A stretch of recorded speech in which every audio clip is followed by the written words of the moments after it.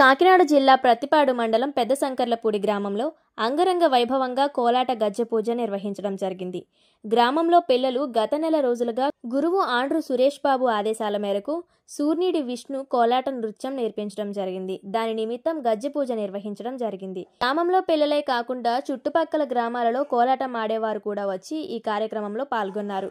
గ్రామాల్లో ఇలాంటి కార్యక్రమాలు జరిపించడం వల్ల పిల్లలు క్రమశిక్షణగా ఉంటారని, చెడు ప్రభావాలు రాకుండా మంచి ఆలోచనలతో ఉంటారని, అంతేకాకుండా హిందూ ధర్మాన్ని కాపాడుకుంటారని గ్రామస్తులు భావించారు. చుట్టుపక్కల గ్రామాల నుంచి వచ్చిన వారు గురువుకు సన్మానం చేయడం జరిగింది. ఈ కార్యక్రమం ఇంత చక్కగా జరిపించిన కమిటీ వారికి పెద్దలు ధన్యవాదాలు తెలియజేశారు.